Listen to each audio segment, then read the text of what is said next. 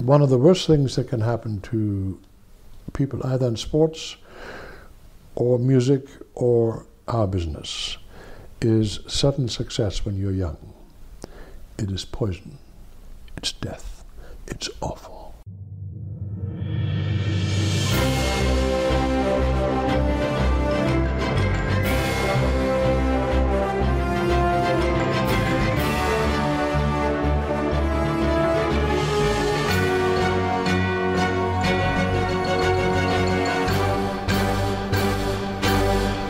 This is Really Famous. I'm Kara Mayer Robinson, and I interview famous people. But I don't just interview them like your typical interview. I'm not really interested in those same old questions. Instead, I like to know who they really are and what they really think. My really famous guest today is 5-time Emmy nominee Eric Braeden. And holy cow, is he famous. According to the Nielsen Company, he has one of the most recognizable faces around the globe. You won't believe who has approached him in bizarre places and all over the globe. And that includes famous people like Muhammad Ali and Nancy Reagan, Aretha Franklin, because they know him mostly from The Young and the Restless. And by the way, many people are closeted soap opera viewers. You'll see what I mean. So yes, he plays Victor Newman, and he's like the guy on that show. And he's done it for 38 years. That's 2,743 episodes. Okay, so even if you don't watch soaps, you may recognize him from Titanic, How I Met Your Mother, Hawaii Five-0, and like a billion other TV shows and movies. So I met him at his home in Los Angeles, and on my flight over from New York, I read his book. It's a memoir called I'll Be Damned, which, by the way, you can pick up a copy. It's super easy. Just click on my show notes or go to reallyfamouspodcast.com. So after we wrapped up, he wrote the nicest inscription in my copy of the book. And so I think he really enjoyed this conversation. And in fact, he was pretty curious about the whole concept of podcasts. As I was wrapping up my equipment, he wanted to know more about it. Like, well, how do these podcasts work? Are they live? When do they come up? How do you find them? So I gave him a little demo. I pulled up Really Famous on his phone, and I subscribed him to the show. So yes, as a Really Famous subscriber, you are in good company. You can count Eric Braeden as a fellow subscriber. Without further ado, here he is, Eric Braeden. Kara, where are you from originally? So I'm from New Jersey. Right. So I grew up right outside of New York City. And who gave you the name Kara? It's a pretty name. Thank you. My parents did. So this is a pretty cool week. It's an exciting week for you because your son, Christian. The most exciting week. He has a movie coming out today, I think, right? Den of Thieves. He directed it and he wrote it? He wrote it and directed it. I guess he wrote it first and then directed it? So he is actually doing what I'd always secretly wanted to do. But he did it the proper way. He went to film school, UCLA Film School and all that. He had wanted to direct since he was 11 years old. And that's when he was 11 years old, my wife let him see Stanley Kubrick's The Shining. He was 11 years old, jumped out of the theater into her car and said, one day I'll make films like this. 11, never changed his mind. Good for him. He loved it.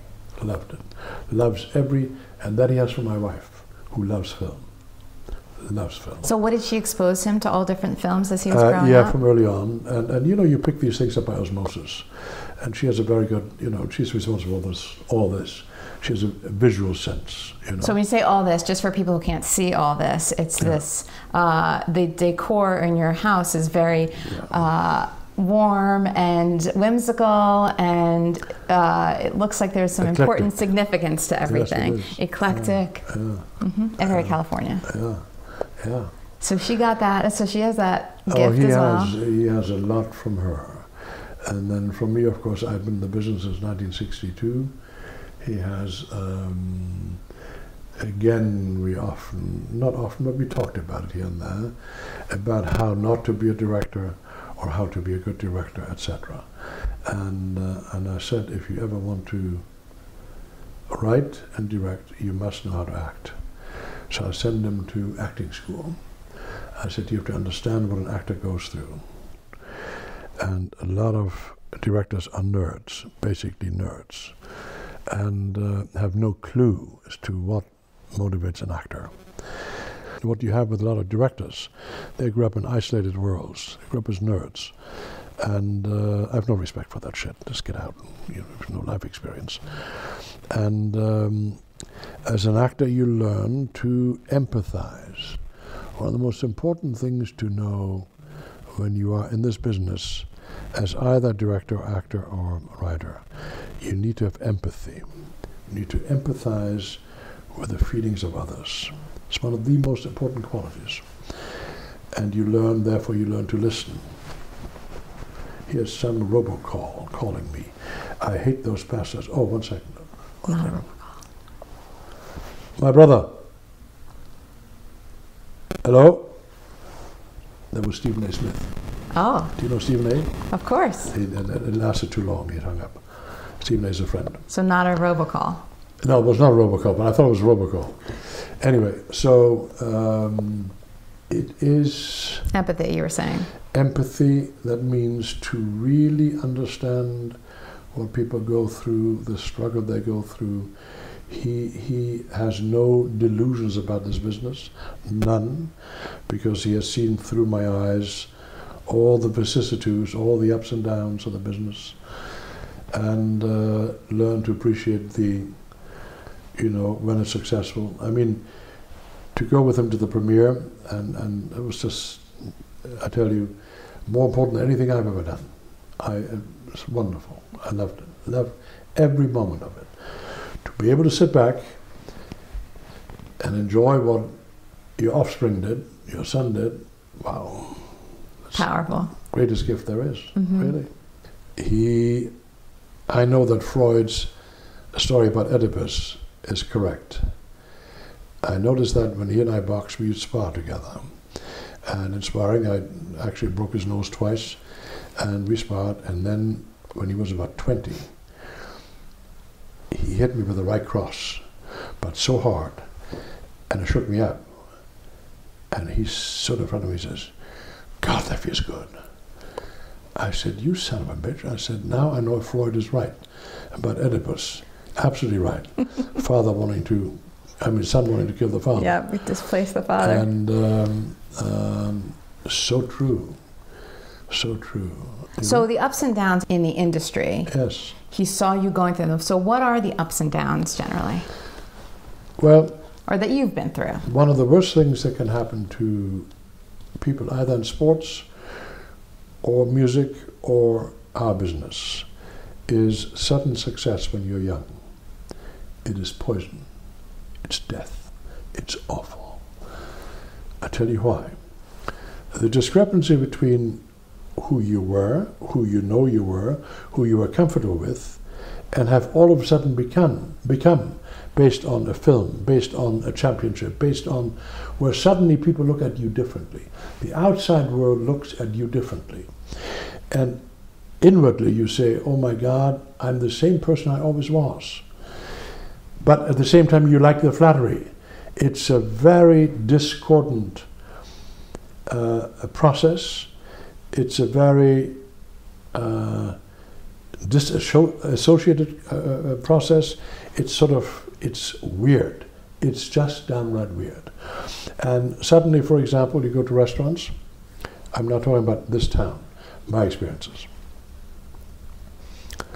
When I started at Universal Studios in a film called Colossus in 1968-69, at that time the Variety and Hollywood Reporter were the magazines, read by everyone in the business. So suddenly, it was Eric Braeden starring in blah, blah, blah, blah. So suddenly you go to restaurants. Oh, hello, Mr. Braeden, how do you do? Yes, we have a table right over there. You have no idea. It practically happens overnight. Overnight. It was like as soon as you were cast in that film? Yes, as soon as everyone knows it. Then the film comes out and everyone in the Bel Air circuit sees it before it comes out. All the big producers, whoever, Hugh Hefner, whoever they were. They saw the film before it comes out. Suddenly they came up to you in restaurants. Eric, how are you? Nice to see you. People never looked at you before. So you say, so do you understand? It's incommensurate with what you were just a few months before.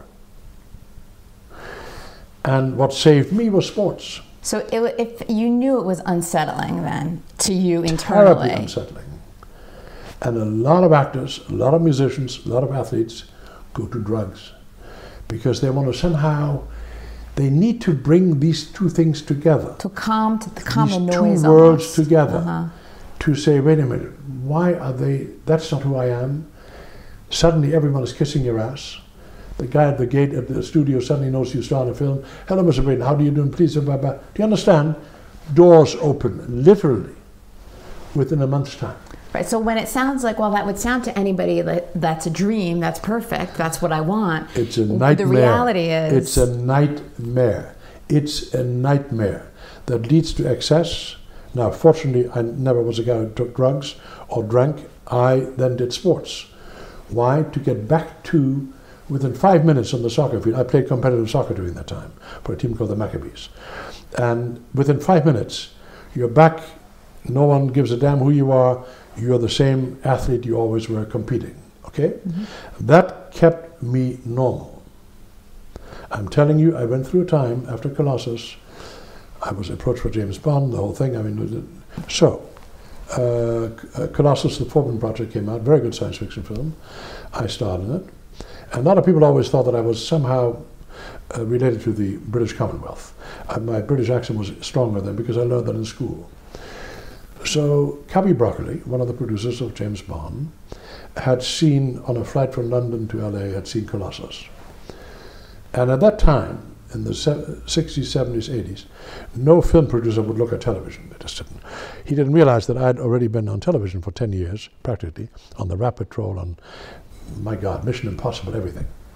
Can I just quickly say what things that you've been on? Yeah. Oh, Charlie's Angels, Vegas, Wonder Woman, the original, Hawaii Five-0, the original, Mission Impossible, Chips, Kojak, Mary Tyler Moore, Barnaby Jones, Gunsmoke.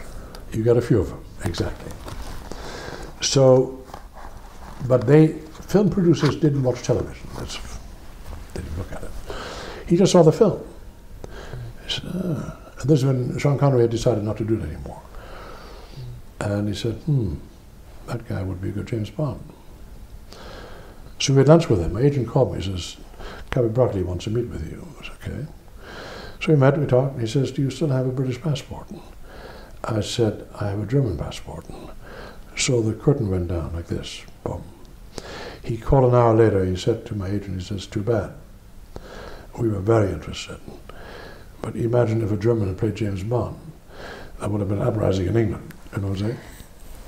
Anyway, so all that, and you have friends from before, your close friends, and they don't quite understand that world of limos coming by to pick you up, of getting into restaurants without, do you understand? Yeah. It's sort of, oh, he's a Hollywood star now. No, he's not a Hollywood star, it's bullshit. So how did they deal with it then? Like you could just tell, do they tell you they're a little bit weirded out? They went through a similar metamorphosis with me because they're still my friends. But we had a few discussions over it, you know. I said, I haven't changed, what the fuck are you talking about? And so it's almost, there's envy involved, there is suspicion involved. It's a totally different world. Do you understand? Yeah, why suspicion though? Because they don't know about it? Suspicion, they don't understand the world and they think that you have changed, and I said, I haven't changed. So to make sure that they realize that, one did sports. Same guy, same thing, same hard ass, okay? None of that has changed. It's just interesting, isn't it? It's so interesting. Yeah, it is. And now I did it on a small level. Imagine now being Justin Bieber. Imagine being, I don't know. Yeah. Any of the famous people. Sure. They can't deal with it. They just, it's the hardest thing in the world. And I've always said the Screen Actors Guild should have a series of therapists' names to give to agents. Say, when your client becomes famous, send him to therapy. I think that's an excellent idea. I'm going to tell you a story, may I? Yeah. Do you know who Chaz Palminteri is? Chaz Palminteri, an actor. Yes. Yes. Yeah. So he was on the show, and I had this, just like you are. Yeah. I talked to him, and he told me that he felt fame coming, and he went to see his therapist, and he said, I need to work on this, because this Interesting. Yeah, so exactly what you was said. he in The Sopranos? No, he was in A Bronx Tale. That's his story, A Bronx Tale. Yeah. The Usual Suspects. Right, of course, I know the name very well. Yeah. Analyze So he went that. through that himself. So he did, because he was an actor for a while, and then he was not getting jobs, and he decided to write his own play, a one-man play called The Bronx Tale. He performed it, Fantastic. and then suddenly the play blew up Good and for became him. the biggest hit. And then De Niro's coming, saying, I want to make it into a movie. Good for him. And like instantly, agents are calling, they want him for this, for that, He said, I need my therapist to walk me through this. Good for him. And he swears by it. Good for him. So exactly what you're saying. You say hello to him. I don't know who he is, but I don't know his name, but you know, that's precisely, I remember struggling with it. Yeah. I'm really struggling with it. So did you, you said you tried to advise SAG, like let's work this out, but they just didn't kind of feel like it, or Yes, actors? I would say the Screen Actors Guild should hand out a list of therapists to agents who represent clients who suddenly become famous. I love that idea. It's poisonous. Yeah. You have no idea. So sports saved you to that? Yes, because it brings me back to reality. I won the U.S. Championship in 1973. It was more important for me to go to soccer than anything in the business. Yeah. Fuck that. Now, how about, so your wife was with you the whole time, Yes. right? Dale. She is from this town. She went to private school to Marymount High School. When you say this town, what do you mean? Here in LA. She was from Okay. LA. And she went to Marymount High School, a private school. Mia Farrow was there. Frank Sinatra's daughters were there. Jackie Gleason's daughters were there.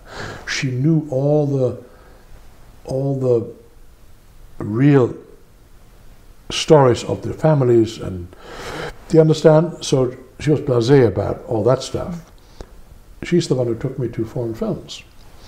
She introduced me to Fellini, to all those people, Ingmar Bergman, etc. She's the one, here in LA, brought me to foreign films because that's what she respected. Made me aware of Woody Allen, blah, blah, blah, blah. And so she always brought me back down to, but at the same time respected what I did, you know, but was not unduly impressed by any of it. She had been with the biggest. So she was the best person to be with also while you were going through that struggle. Yes, absolutely, no question about it.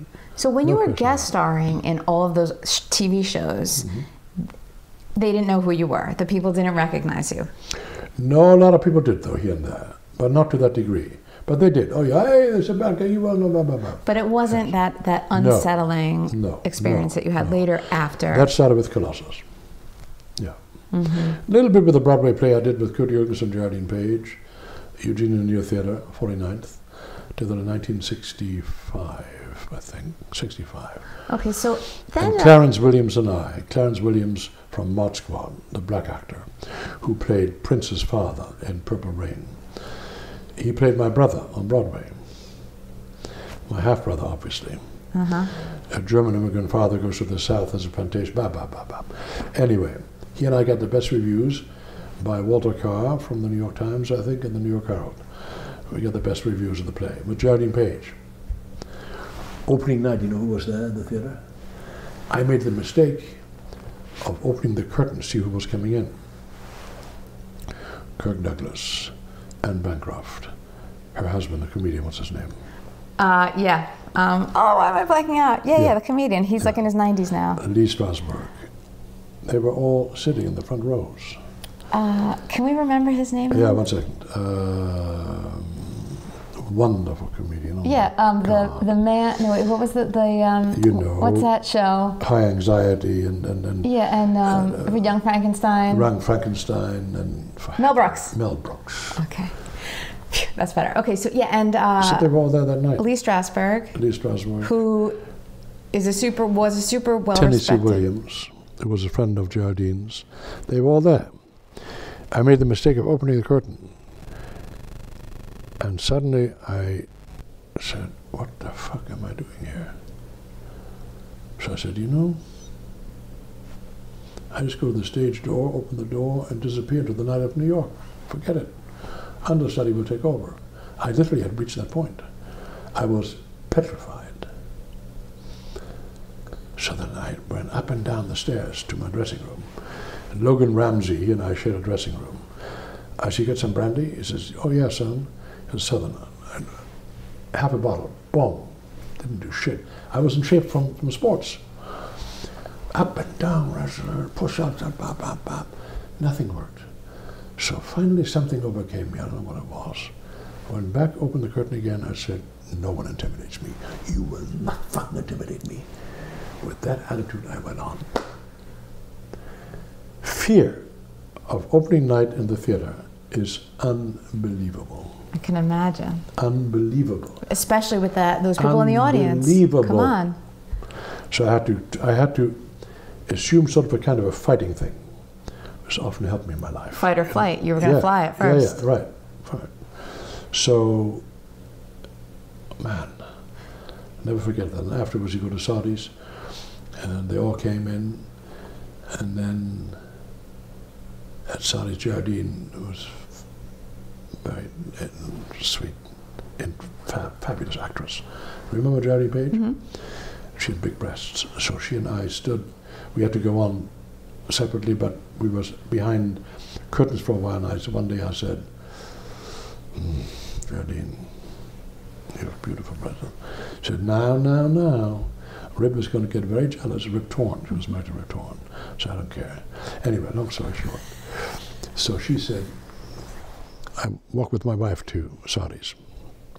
We came in towards the end, and when you come into Saudis, they applaud, depending upon how much they liked you in the performance. So all this applause, I thought, whoa. So Jardine says, there are two ladies over there that they want to meet you. So I excused myself and walked over. One was attractive, younger, the other one was much older. She was in her 70s or whatever, 80s. They said very nice things, and they said, you'll be very successful in this business one day. I said, well, that's very kind of you, thank you very much. And I walked back, and Jardine says, do you know who that was? I said, no. That was Lillian Gish and Vivica Lindfors. And I said, I didn't know what to do with that. You know, we hadn't been in town that long, been in America for 5 or 6 years at that time. And anyway, so what an experience that was in New York. And I remember reading also that Lee Strasberg wanted to meet you and teach you. Well, he wanted me to perhaps join the class. Because he was a, famed, I guess you would say, sure, accomplished acting coach. So I went to the class and came back the next day. Jardine said, how did you like it? I said, it's a diminutive man pontificating about a 2-minute scene for 20 minutes. Not impressive. She says, what? I said, no.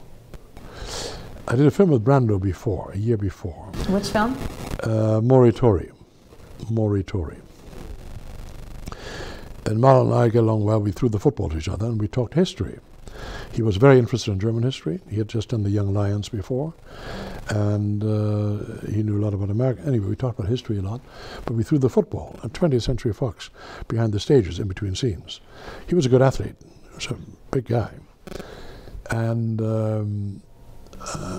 he said, actor studios, picked up a lot of broads. So that's what he went there for. He didn't to pick up a lot of broads. A lot of broads. The guy who impressed him was Erwin Piscator, a German emigre director. Erwin Piscator. Anyway. But that's interesting that he would say that, because he's known as like the method actor, like the guy who changed it all. Naturally. Right. He's that naturally. Right. He's that naturally. Marlon is, you don't teach that shit. You don't teach that stuff. You can teach some things, but you don't teach that. Marlon was Marlon. Were you impressed by his acting, his natural acting? Incredibly impressed by his acting. Marlon was one of the first truly, he and Spencer Tracy, who came before him. Spencer Tracy, just watch him act. It is so damn natural, it's unbelievable. And that is what inspired me. There are 3 or 4 people who I've never had idols in my life, but they're people I admired and respected. Brando was one of them. His Mark Anthony and Julius Caesar was fantastic. Fantastic. And the feet snob, John Hughes, here's talent. Talent, he fucking ran rings around you already then, in that film, for heaven's sake. And Marlon was he was a force of nature. Force of nature. Force of nature. On That the was waterfront. Him. That was him. My wife says one of the most charming people she has ever met. Oh, interesting. He could Marlon had so many gifts. One of the most prodigiously gifted actors ever, and pissed most of it away. It came too easy to him. He had difficulty with all that stuff. Yeah. Enormous difficulty. Do you think it was some of the same stuff that you were talking about, or no? He wasn't Yes, really but on affected a by it. large scale. I mean, Marlon, on a large scale. I don't even know what he must have gone through. I mean, on a large scale, Marlon would walk in anywhere. I mean, personally, the charisma was just extraordinary. The power and charisma, just without saying anything. You don't teach that. It's No. bullshit. Actor studio, Schmachter studio. Give me a break. So at some point soon after, I don't know, was it soon after you then what happened after that, I guess? You tell me. Well, I then came back from Broadway, was asked to stay on Broadway to do more things, but I'd already signed a deal for the Rat Patrol about the Second World War in Africa. A series of ABC became #1 in the ratings. And we filmed it, we went to the south of Spain to film it, and then back here in the Mojave Desert. And I played a Rommel figure, Field Marshal Rommel, and became very popular. I insisted on playing it as a human being, not as a caricature. They wanted me to play it with a limp and an eye patch. I said, go fuck yourself. Out of here. Are you kidding me? Not going to do that. And if you want to learn anything about the Nazi era, you learn how normal human beings were sucked into it. That's what you need to show. How are people now supporting Trump? Excuse me. How can you support that moron? That bullshit artist? What is that about?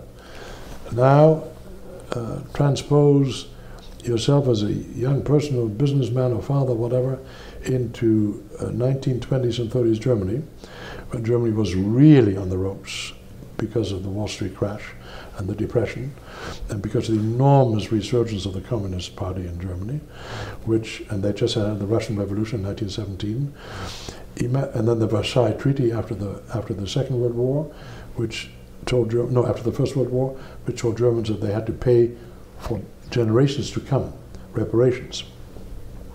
Hitler used all that. So his stuff was based on real issues. Right, he used it to his This idiot here, who's president right advantage. now, that's all based on bullshit issues. Bullshit issues. Bullshit issues.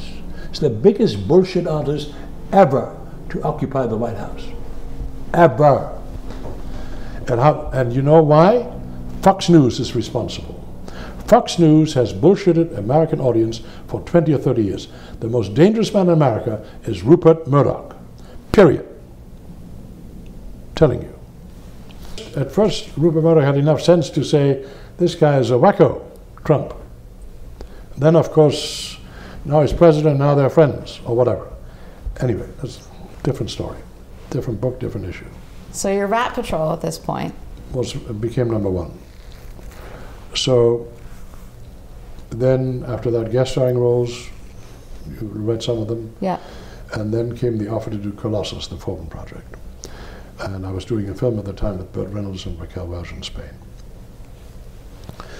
And call came in, and they said, guess what? Lou Wasserman loved the test. He wants you to star in this film. Okay, great. But, I said, what? You need to change your name.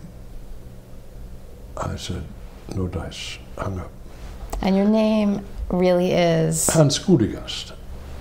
My son's name is Christian Gudegast. Mm-hmm. It's a German name. Yeah, of course. That's the wrong one. Okay. And it's okay? Yeah, if you want to cross your legs, I'll lift it up. No, I have tendinopathy in the right knee. Okay. And every so often that I need to straighten Yeah, whatever you need to do, I'll just make sure it goes with you. So all the sports finally did something to Yeah, me. I guess it would add up after a while, right? Anyway, then came Colossus, the Forbin Project, and I finally agreed to change my name, reluctantly. I took the first part of the village I'm from in Germany, called Bredenbeck, Eric Braden. Took me a while to get used to that, to be honest with you. I felt like a traitor, you know.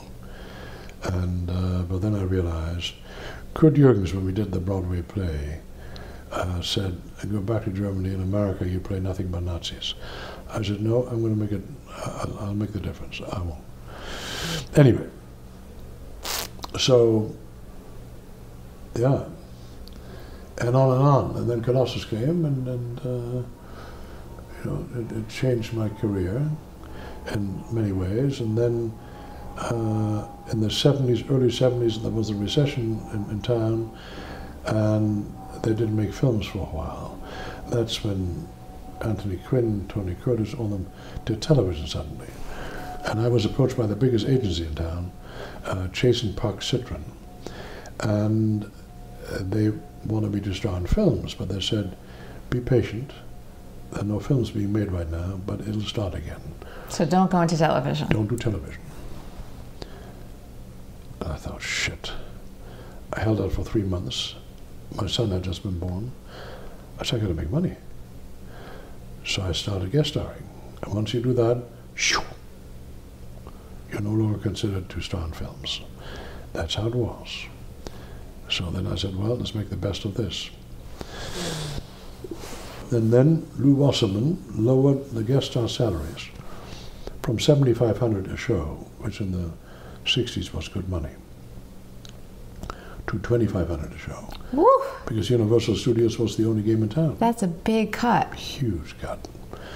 So I got angry. I said, I won't do this anymore. They wanted me for all kinds of, everyone. I said, no. Then I heard about a soap. They approached me for a soap. So I asked my good friend Dabney Coleman, who's a very good tennis player, by the way, and we play tennis. He's very good, very good. And I said, what do you think about a soap? He had done one. He says, do it, you'll love it. And I respected him as an actor. So that's why I did it. Hated it. Hated it.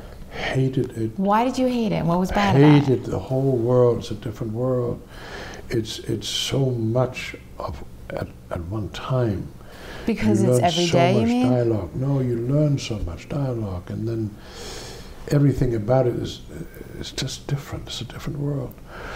Then I wanted out.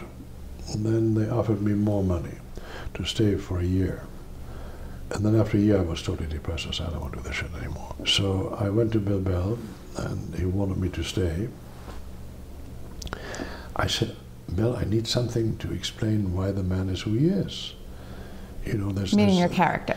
Right. It's just a bad guy. I said, I've done that for so many years. I'm empty. Can't do it anymore. At that time, I was constantly filling with the idea of directing and writing, maybe. And then he took that to heart. I owe my soap career to Bill Bell, period. Because he listened to you. He listened. He heard what you were. He listened. And he did something. And about 2 or 3 months later, I did a scene with the girl who plays Nikki, my wife, on the show, and she never knew. I was sort of a mysterious figure, but a lot of money, but a mysterious figure. And I explained to her one evening that I grew up in an orphanage and a tough life, and he had written that wonderful story, that background. The moment I left the stage, I called home. I said, I'm going to stay now. Huh. It opened a Pandora's box of emotional possibilities, and it's so many faceted character. So it really resonated with you, and Totally, you totally. could feel because a person it sort of in there. was like my upbringing. You know, my father died when I was very young. We plunged into poverty, and I had to earn my own living since I was 12 years old. Worked on farms during vacation, etc., etc., etc. And from my father being mayor of the town to being socially the most, high-ranking family, to nothing. Period. Zero. Zilch. With a very proud mother who then had to, it's a tough time. So you asked him to give the character these layers and this backstory. It so resonated with me that I said, now I'll stay, now something. And Bill brilliantly did it. There's a scene between him and his mother, played by Dorothy McGuire.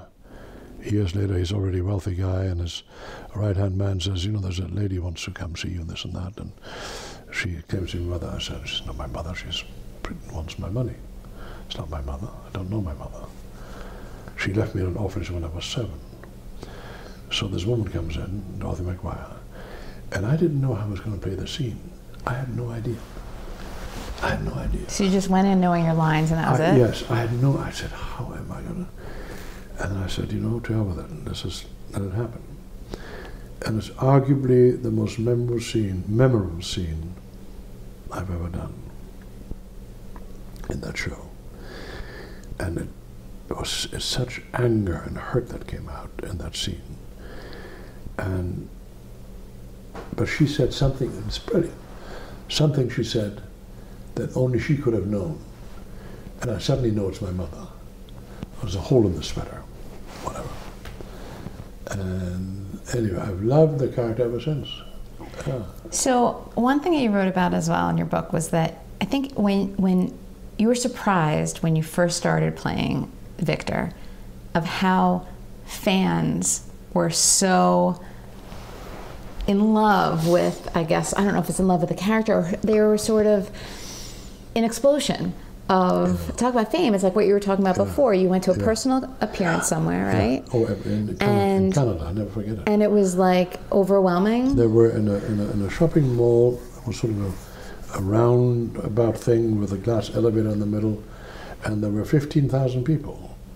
And you were expecting, what, a couple hundred or something? Oh, I 56, yes. Yeah. What is this? Ooh. So it freaked you out a little? And it totally freaked me out. Completely freaked me out. And I said, wait a minute, this is just, what? This can't be.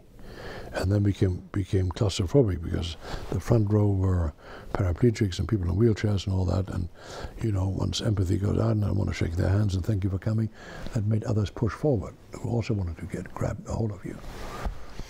Ambulances came. I mean, I didn't want to come back. I told the promoter, I said, I'm not going to do this again. This is insane. It's nuts. She says, well, you know, I said, you bring in the prison population or the local football team or the entire police department. Otherwise will not do it. I said, or you raise the stage. And they did both. And then, from then on, I got used to it. So you got used to it? I got used to it more and more. I just said, but I was always cynical about it. I said, I'm doing a soap.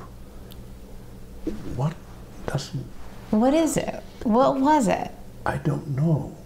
I just then finally said, you know, embrace it. Don't fight it. Just embrace it. Embrace it. Don't fight it.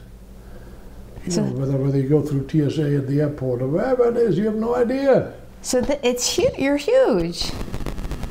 There's a fact about you too, like one of the most recognizable people in entertainment or something, right? I don't know. I read a Nielsen statistic that you are, I don't know what the number is or whatever, but you are one of the top most recognizable people. You want to go to Harlem? From a soap. You want to go to Harlem as a white person. You go with me. You go with anyone else. You have no idea. Fans? Hey man, motherfucker, goddamn motherfucker. You have no idea. It's the sweetest. It's the warmest. That is so it's the nicest. funny. Muhammad Ali was a fan. George Foreman was a fan. Football players, basketball players. Sports Illustrated did a story. You know Franz Liszt, the journalist? He did that. Wrote a book, and then later on, a famous actress did a film. I forget now. And he wrote for Sports Illustrated, and he came out, they introduced me, wanted to do a story. I said, Sports Illustrated? He says, yeah. He says, I was interviewing the Yankees, and I said, what do you guys do in your off time? Watch soaps. Which one? Well, there's a character called Victor Newman. So he heard that from all the sports teams, interviewed hockey teams, basketball teams, because that's their time off after hard practice in the morning. So, and their favorite character was this character. That is cracking me up. It's stunning. You have no idea. It's wild. You have no idea. So you can't go anywhere without being recognized, I guess. Here in LA you can, because There's an unwritten law in LA that you don't, when you recognize people, you don't make a fuss, yeah. No. But I guess people have contacted you also, which is why you know, like this writer that you're talking about from Sports Illustrated. Yeah. That's why you know who all these people are fans. Yes. But it amazes you. You should read that article. I think it's on my website. I think there's a Sports Illustrated article, you know, and George Foreman.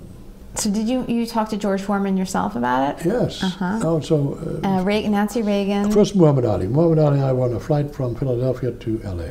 I'm a huge sports fan, and boxing fan primarily. And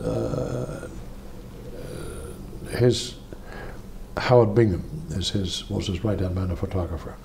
And he said, when the champ does, oh my God, Bob. So we talked on the plane. So then we walked through LAX on the way out together. The sweetest man, nicest man. And I've never seen anything like it. People from the age of 8 to 80 to 90, when they saw him come, they would just stand there. Champ. I mean, they were just transfixed. So he and I, he says, come with me. We went a special exit, so he didn't have to meet in the freight elevator, and he and I boxed. What? That's cool. Man, motherfucker, come on, man. So, anyway, he came to the show. He was a big fan. So then, one day, there's a knock at my dressing room door, and the stage manager of another show says, George Foreman would like to meet you. I said, George Foreman, Jesus Christ. I said, you bet. He came in, he says, man, I'm blessed, and I'm blessed. I said, you are blessed? I'm blessed. You kidding? Oh, sweet man. Most fearsome character ever. He was fearsome. He knocked people out in the first round. Unbelievable. It's incredible. I think B.B. King. B.B. King. Aretha Franklin wanted to do a show with me together on Broadway. I mean, not on Broadway, in New York, during the Emmy Awards. She wanted to present with me. She's a big fan of the show. You have no idea. Then I was invited. I gave a speech, which is in the book, to Gorbachev, for Gorbachev, at some town in Orange County, at the Beverly Wilshire Hotel. There was a gathering of wealthy donors, and Reagan was there, was being honored. And they had asked me to give a little speech because they'd heard of that speech. And I said essentially the same thing. And Nancy then took me to him, and he was already not quite there. And Ronnie, this is the man who said such nice things about you, blah, blah, blah, blah, blah, okay, blah, blah. They then left. So the rest were still sitting there, and all the wives of the kitchen cabinet, his kitchen cabinet, came to me, to my table, and says, you know why? She watches your show. I was stunned. But no one talked about it. You don't watch daytime. Yeah, I don't hear people talking about watching daytime, but it sounds to me like 90% of the world is watching daytime, and it's your show. Best kept secret. So do you think people don't talk about it? But no, because sort of, you know, they watch the stories. Trust me. You know. If anybody knows, you would know. I know. That includes academics who come to me. You know, this university, you know, I teach English literature and this and that, but I watch your show and that. I said, really? I said, that's interesting. Oh, yeah. Paris, the snob, intellectually arrogant French, discerning. I walk down the street in Paris somewhere, suddenly, hello, Victor Newman? I said, ah, mon Dieu, ça va bien, ah là là. You have no idea. I love it. I fucking love it. You love it. So that was a good decision. You stuck with it. Can I ask you about what it takes to do to film it? Because it seems to me like you were saying, like there's a lot of dialogue. It's on every single day. So like, what are you constantly working, or how does that work? Are you on a few days a week? Again, my wife is the one who said, why don't you embrace it and use it as a challenge? And that changed my whole attitude. And now I'm proud of how many pages I do sometimes. The most I've ever done in one day was about 2 months ago. 74 pages in one fucking day. So you have to memorize all of those? Yes. How do you do that? You do it, well, you either have a very absorbing brain or you're fucked. That's it. That's it? Yes. It's just And the ones who have lasted with me on that show are the ones who are basically very bright and learn very quickly. They just learn very quickly. So if you're basically going to fall off if you can't. You're not going to make it in that world if you're not able to do it. You have no clue, no chance in the world. None. The pressures are so high. I could now no longer do a film if you paid me. I would be too bored as an actor. I'd be bored. It takes too long in between setups. Right. It'll take all day to do one scene. Change the cameras. You're waiting around for an hour, 2 hours. So how do you do? What do you do? You do it a few days before you're learning your lines. What? I look at the script the day before because I've just finished another one.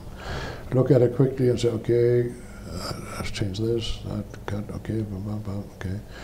Call it in. They approve or disapprove. Mostly approve. Because I have a sense for what's essential in the scene. Oh, of the changes you're saying that you feel. Right. And then in that process, I already familiarize myself with it, but I don't learn it yet. And then in the morning when I go to work, we often have about an hour, hour and a half before we start. And that's when I start really focusing.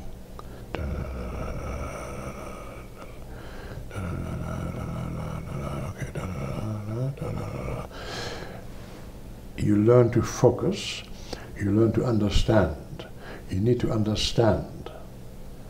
That's the most important thing in memorization. And then repetition is the mother of wisdom. You learn that so much in acting. Repetition is the mother of fucking wisdom. I don't care what you do. Repetition. Be it amongst conductors, soloists, actors, scientists. Repeat, repeat, repeat. We have to learn something new every day. So your mind is flexible too then? Yes. To be able to do that? Needs to be very flexible. So when you say repeat it, you read it, say it, or both? In my mind. You say it in your mind? Okay, it's okay, then I go back to the top, it's okay. Okay, that's pretty good. Okay. Next series, next scene. You see this, okay, okay, go back to the first scene, okay, and then it's a strange process. I sometimes go on stage and I say, I don't think I know this, and then suddenly you do. I say, fuck. I've often asked myself, what if someone asks you how you remember? I don't really know. It's because I've gone on stage sometimes and shit, I don't know this. And when it comes right down to it, your focus is so, and suddenly it's there. So it just comes out? Yeah.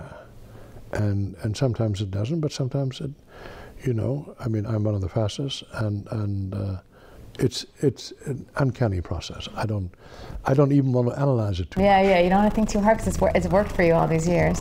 No. So what are the hours? Are you there all day too? Is it like? Well, it depends. Depends on what stages. We have 2 stages. Depends on whether your scene's on the second stage or on both stages. Both stages, I get up at 6:15, and come home at 8, 9, 10 at night. It's a long day. Yeah. Or you have half a day. Sometimes. Depends. It's flexible. Okay. Hardest working medium in this town. So you think it's like people underestimate it? Or Totally underestimated. We've had a few film actors come and here and there, and they said, how the fuck do you do this? They're scared. It's overwhelming. Yeah, but you don't burn out from it after all these years? No, it's a challenge. No, too disciplined for that. You don't burn out. I make money at it. Good money at it. You have it all in perspective, it sounds like. Yes. But it took me a while. Yeah. It took me a while. Yeah. And now I'm much more interested in my son's career. Yeah, yeah, yeah. On my own, you know. So you'll still do it indefinitely, I guess. You don't have any plans to wrap things up? The term retirement, I said, get the hell out of here. Are you kidding me? I don't want to know about that. What do you do when you're not working? I work out a lot and I read a lot. I read the New York Times every morning when I can go. I go to a certain place for breakfast by myself. Because when I sit out here, the fucking leaf blowers go on. Yeah, there's always landscapers around The everywhere. leaf blowers are the worst nuisance there is. They produce more pollution, more than 3 automobiles. Anyway, different stuff. Yeah, yeah. Okay, so you can't focus I here. go to certain restaurants, sit quietly in one Same corner. one every day? Same one every day. They know what I want, and I read the New York Times every day. And what do you want? What do they know to serve you? Huge friend of Friedman, and you know, Christoph, and etc. Yeah. And then I subscribe to Manchester Guardian. Oh wait, back up a second. So are you reading this on your phone, the Times, No. or you Times, the print? I love the whole Okay. the whole process. So it gets delivered here? Coffee, fruit, I have it delivered here, yeah. Mm-hmm. So you take it with you. Yeah. And what are you eating while you're reading it? I have Lux and little bagel, but egg whites on the side, so I eat mostly the Lux and the bagel. And then, the Lux and the eggs, and blueberries. Nice start. And then that's the good thing. It's purely hypocritical because then I do commit a culinary sin. I eat a chocolate croissant and espresso. 2 espressos. I don't think the 2 espressos are a culinary sin. They're not that bad, but the chocolate croissant, I should stop talking about what people eat, you know? So you read the Times, and then you open up your phone when and I you have read time, the Guardian. then I read the Guardian. I read Die Zeit, as a German. So whatever. I'm just interested in everything, you know. So love to read. That's all there's to it. Okay. I read the New York Review of Books. Yeah. So you're totally current on everything. Yes. And I also want to make sure, I don't want to wrap up before we talk about, because I know that's a passion of yours, how Germans are sometimes equated with Nazis, right. And they're different terms, and they should be acknowledged as different, right? You've done a lot of work for it. Right, right. And I probably am better prepared to differentiate than almost anyone else. Okay. I understand all sides. Let me put it this way. It is vitally important to study your country's history. It is vitally important to study the process by which people began to follow that rebel rouser. Why? You have to understand the historic context within which it happened. Vitally important. And then you begin to sort of say, aha, so why did my father join the party? In his case, for economic reasons. Because people Your father was part of the Nazi party. Oh, sure. Mm-hmm. In Germany. People took wheelbarrows of money to bakeries to buy a loaf of bread. Wheelbarrows of money. That's how worthless it was in the late 20s and early 30s. The German constitution at the time, the Weimar Constitution, was so liberal that I don't know how many parties they had. And the strongest party was the Communist Party. And Germans were very afraid that they would have another revolution as they had in Russia, in Germany. It's very close.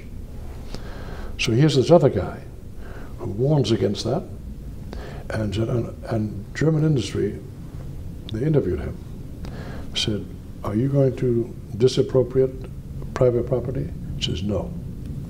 Okay, you're our man. That's all they were interested in. They couldn't have cared less of anything else.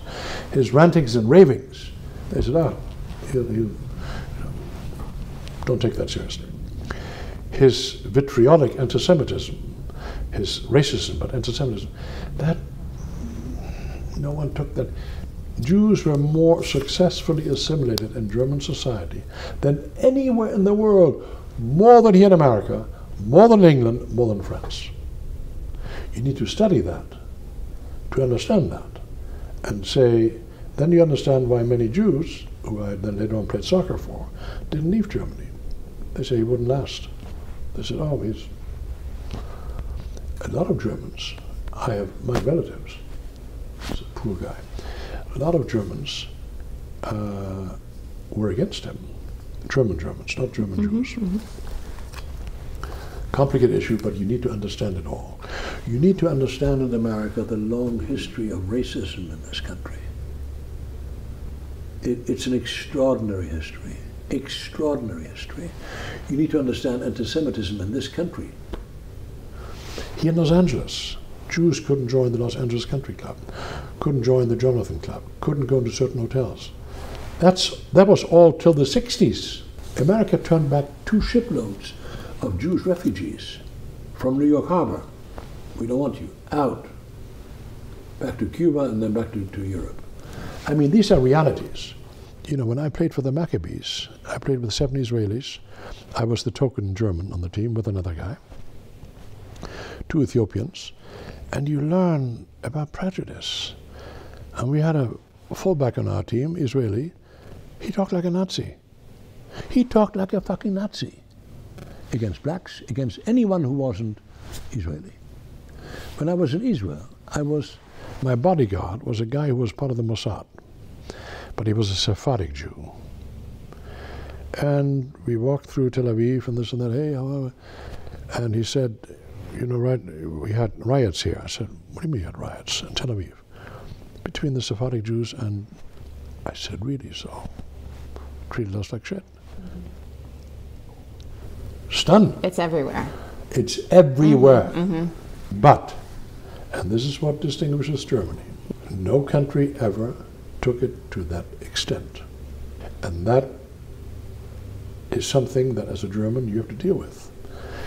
You have to then say, yeah, I understand every Jew who has fear or resentment towards Germany. I understand that completely. Are you kidding? If I had lived somewhere, I gave a speech here to a group, I said, who were upset about, you know, the vilification of Germans. I said, okay, you live here, now let's see. You own a shop here, you own that, you own that. One night, anti-German feeling becomes so strong, you have to have a sign, German, in front of it. Then your kids can no longer go to regular school. They have to go to a special school. Then one night, the trucks come and pick you up, said, out. What? And then you disappear to Arizona, to camps in Arizona. No one knows. All I need to do is bring up that kind of example and everyone's quiet. Empathy. It all comes back to empathy. All comes back to understanding the other point of view. Sure. So I have a few other things to ask you. Yes. Who do people think Eric Braeden is? I have no idea. I don't care. Don't give a damn. I know who I am. That's all. Who are you?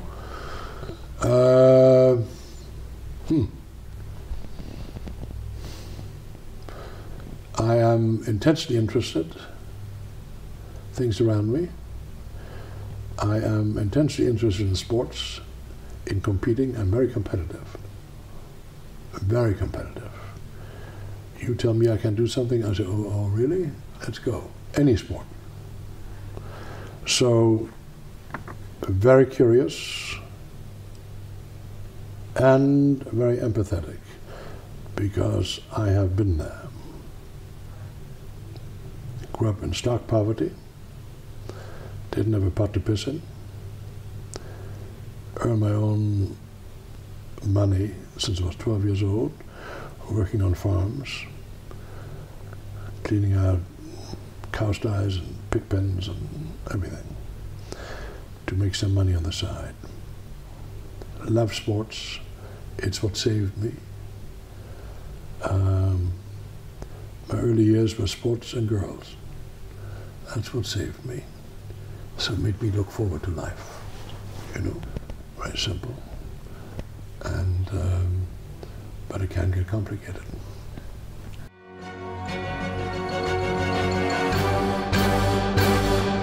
Wait, don't hit stop just yet. I have a bonus clip. I ask Eric Braeden about his nicest people in the world list. And yes, he has one of those. So stay tuned, it's coming up in just a second.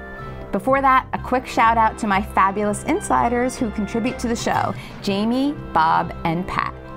Thank you guys. You can pick up a copy of Eric's book, I'll Be Damned, by clicking on the show notes or going to reallyfamouspodcast.com. And if you want to see Eric answer some of my questions, you can. I posted a few video clips on my YouTube channel. That's youtube.com/reallyfamous. And one last thing before that extra clip. Are we connected on social media yet, me and you? If not, please visit me and say hi. I hate to just say follow me because that sounds so, I don't know, egocentric or something. What I really want is to meet you, to know about you. So please connect with me on Instagram, Twitter, or Facebook. There are links in the show notes. And here's the bonus clip from Eric Braeden.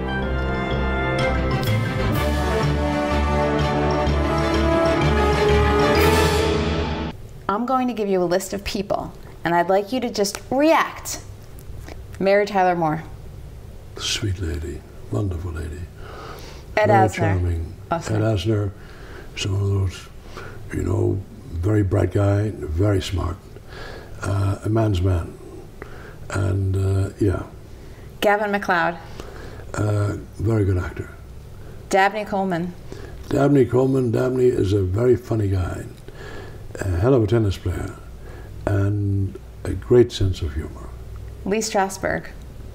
Lee Strasberg is a diminutive man who obviously influenced a lot of actors.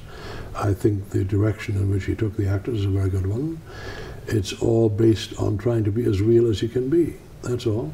There's no secret to it. Marlon Brando. Marlon Brando, one of the most charismatic figures I've ever met in my life. Powerful, charming, intellectually very curious, prodigiously gifted, lazy intellectually, I think, but interested. One of the most prodigiously gifted actors I've ever met in my life. Yeah. Tyne Daly. Tyne, very bright. Tyne Daly, very bright. Knew her children, her husband. Very good actress, very bright. And she had a very bright mother as well. I talked to her mother about Jung and Freud and the difference between the two. Anyway, go on. Tavis Smiley. Tavis Smiley, a very sharp intellect, a very smart man, basically a very good man, and probably informed by a religious background, I have a feeling, someone who's very thoughtful, very bright man.